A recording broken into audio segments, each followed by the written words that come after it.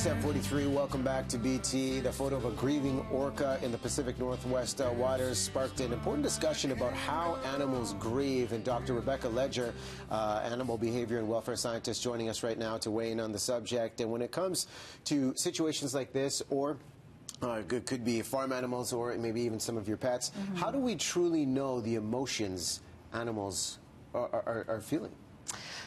Well, we can infer it through their behaviour, and obviously we all recognise that we experience emotions, and they have a very important biological function. Without emotions we couldn't survive. It's by avoiding negative emotions that encourages us to stay out of danger and out of harm's way, and it's the joy and the positive emotions we experience as a result of being with people and our offspring, things that are engaging in pleasurable activities like hunting and child rearing. It's the joy those activities bring us that that encourage us to do those activities and survive. And animals, they need to perform those exact same activities. So there's a very important biological reason why animals do and should experience emotions. Without them, they wouldn't survive. And when you saw the visuals with the orca, how do you truly know this was an orca grieving versus this is just a sense of curiosity?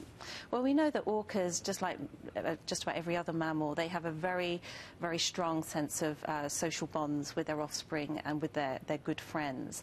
And it's important that the orcas, and we all feel that strong connection with our relatives because we want to take care of them. And so it's an immense change and causes immense distress when those bonds are broken. And we may not know exactly how this orca is grieving. We don't know if her grief is exactly the same as ours, but we do know that it's negative. We do know that it causes suffering, and and she is in distress. Well, that's one incident. You've taken a look at several studies, especially when it comes to behavior of farm animals and how animals grieve. What have you discovered through those? Well, just as part of the farming industry, by nature, we're breeding animals on large scales, and we're often separating small young animals from their mothers at a very young age. The dairy industry is a very good example of that. Calves are separated from their mums within days of birth. And we have, lots of people have monitored the behaviour of the calves and the mums, and there are distress calls. There are a lot of vocalizations and a lot of changes in behaviour that indicate that the mum is in distress, that she wants her calf back. She's calling for him. It changes her behaviour, her feeding patterns, and also ultimately affects how much milk she's going to yield as well. So a lot of research has gone into minimising that kind of distress in farm animals from a productivity point of view. And you've been an essential part of some pivotal cases here in Canada. Canada officially recognizing animal suffering. How is this a vital point for situations of animal cruelty?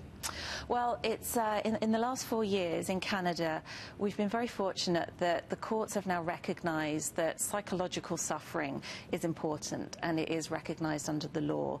So any time an animal, a domestic animal in particular, is caused extreme anxiety or fear or depression or loneliness or other negative emotional states, that's considered suffering under the law. And we have case law now that's demonstrated that people can be actually even sent to jail for causing animals to suffer in that way. I wish I had some water to give you right now. I know it's a very emotional topic. You tell me you live a vegan lifestyle as well, and I guess we only have a few seconds left. The biggest thing we can do to help create change and remove animal suffering, what do you see as the answer? I think it's absolutely critical that we all recognise animals do have emotions and they can suffer.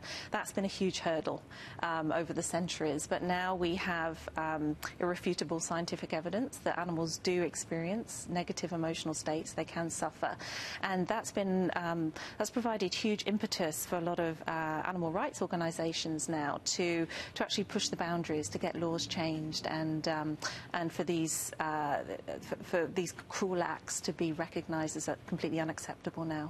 Well, it's fantastic to have your voice here on this show addressing this topic. Dr. Ledger, thanks so much for coming on. Thank you for having me. All right, we're going to take 5. Watch this coming your way.